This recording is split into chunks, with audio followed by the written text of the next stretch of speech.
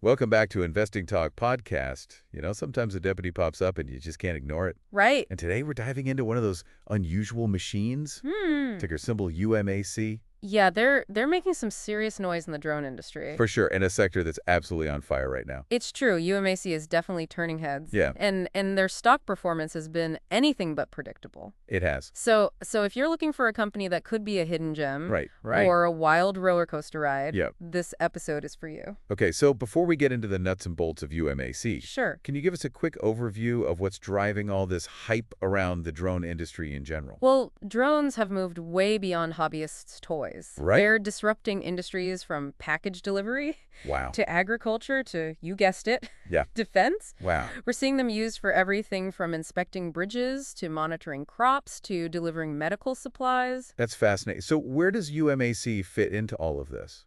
UMAC specializes in drone components. Okay. They're not building the entire drone, Right. but they're making the essential parts that make those drones tick. Uh-huh. Think of them as the unsung heroes powering this revolution in the skies. Got it. Kind of like the engine maker for a high-performance car. Exactly. So let's talk about their stock. Sure. They went public relatively recently, right? Yes, their IPO was in early 2024, Okay. and they debuted at $4 per share.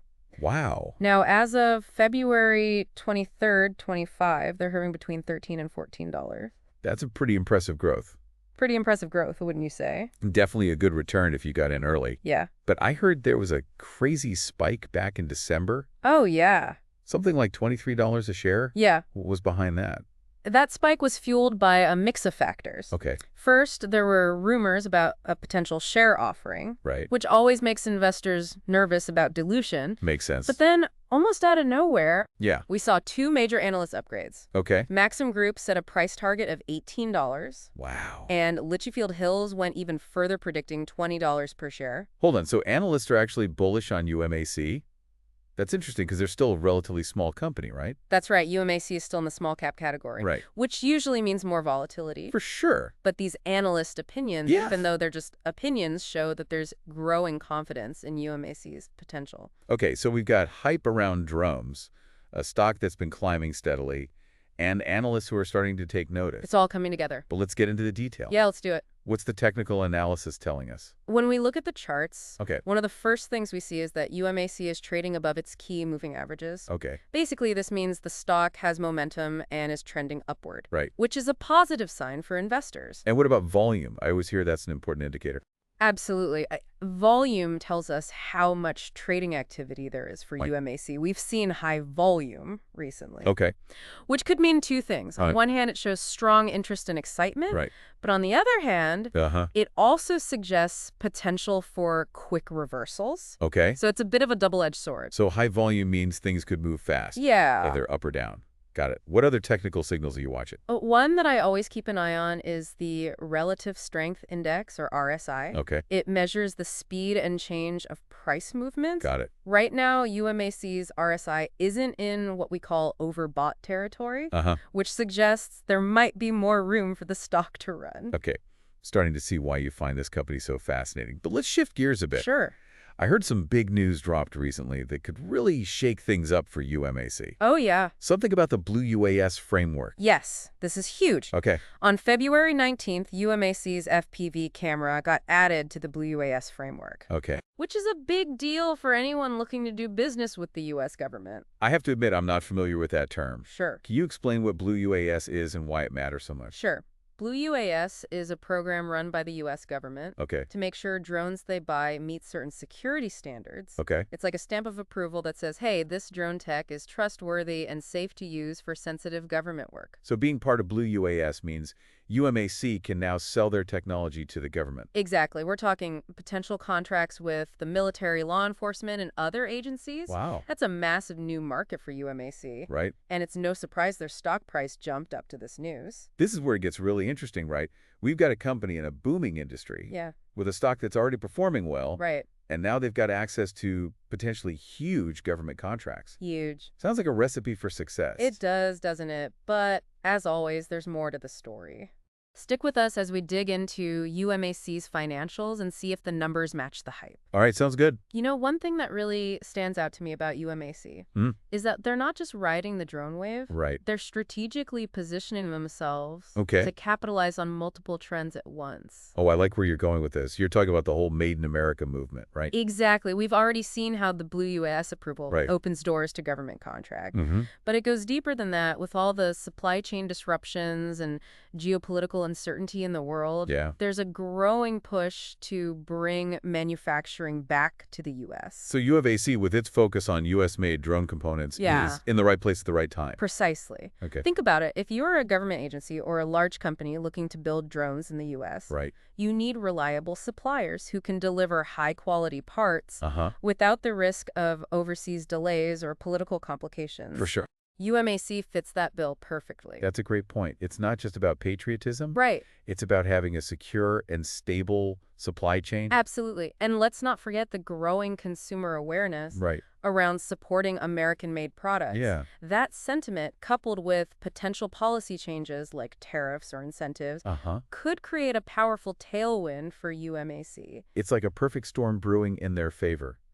Government contracts, a shift towards domestic manufacturing, and even consumer preferences, all pointing in the same direction. It's starting to sound like UMAC could be a real winner. It's a compelling narrative, no doubt. Right. But as investors, Yeah. we can't get swept away by the story alone. Of course. We need to look at the numbers. You're right. Let's get down to brass tacks. What can you tell us about UMAC's financials? Well, their Q3 earnings report, Okay. which is the latest we have, Yeah. showed a 9% year-over-year increase in sales, Okay. reaching $1.53 million. Not bad. Their gross margin was 26%, Okay. which is decent for a company in growth mode. Okay, so revenue is growing and their margins are respectable. What about their overall financial health? Any red flags we should be aware of? One thing to keep in mind is that UMAC is still a relatively small company, Right. so they don't have the same financial cushion as a larger, more established player. Yeah, that makes sense. And remember those dilution fears we talked about earlier? I do. While the December dip was temporary, Right. it highlights the risk that future share offerings Okay. could dilute existing shareholders' equity. So potential dilution is something to watch. What about debt? Are they carrying a lot of debt on their balance sheet? That's a good question. From the latest filings, their debt levels seem manageable, Okay. but it's something to monitor as they scale under operations. Right. If they need to raise capital to fund growth, Uh-huh. they might take on more debt, Right. which could impact their profitability. All right, so we got solid revenue growth, decent margins, but potential concerns about dilution and debt.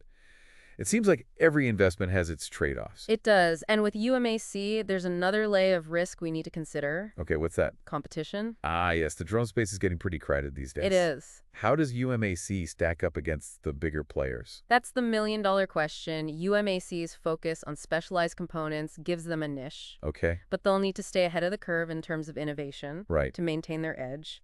The drone industry is evolving rapidly, It is. and there's always a risk of being overtaken by a competitor with deeper pockets or a breakthrough technology. So they need to be nimble and innovative to stay competitive. Yeah. But on the flip side, their Blue UAS approval could give them a real advantage in the government market. Absolutely. That approval is a major differentiator, Yeah. especially as the government ramps up its drone spending. Right, But it's not a guarantee of success. right. They'll still need to execute on those contracts, deliver on time and on budget, Mm-hmm. and build a strong reputation within government circles. So it's like a high-stakes game. It is. They've got a lot of potential, but they're also facing some stiff challenges. Yeah.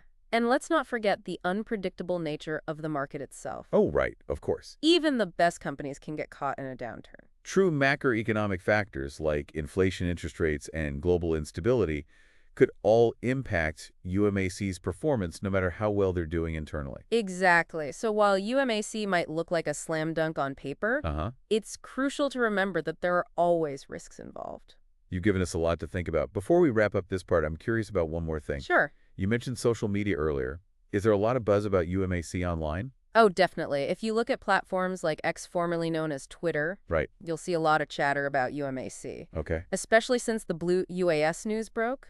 Investors are sharing their opinions, speculating about future contracts, and generally expressing a lot of optimism. Social media can be a powerful force, especially in the world of investing. It is. But it's also important to take everything you read online with a grain of salt. Couldn't agree more. It's easy to get caught up in the hype, Right. but it's essential to do your own research Yeah. and make informed decisions based on solid information. All right, so we've covered UMAC's strategic positioning, their financials, the competitive landscape, and even the social media buzz.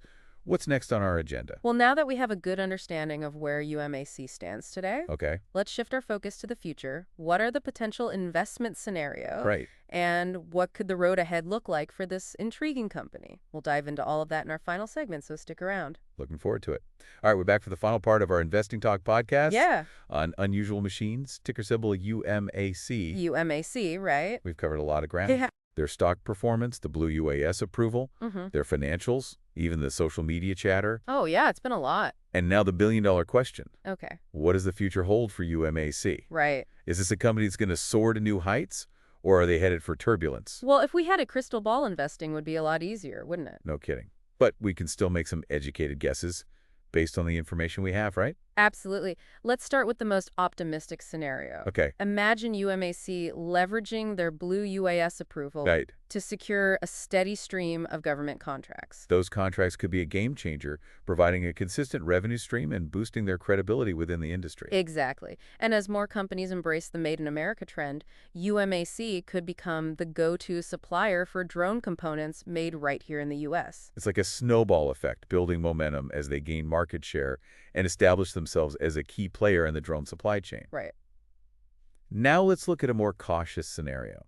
What if the competition heats up even more? Yeah, The drone industry is attracting a lot of players, it is a hot space. some with deep pockets and aggressive strategies. Lots of competition. That's true. UMAC will need to stay agile and innovative, constantly improving their technology and finding ways to differentiate themselves. Yeah, they can't just rest on their laurels. They got to keep moving. Right, and they also might need to consider strategic partnerships or acquisitions to stay ahead of the curve. Partnerships could be huge, yeah. And of course, we can't forget about the broader economic climate. Right, the macro environment. A market downturn could impact even the most promising companies. Unfortunately, that's true. Macroeconomic factors like inflation, interest rates, and global instability could all create headwinds for UMAC's growth. All factors to consider.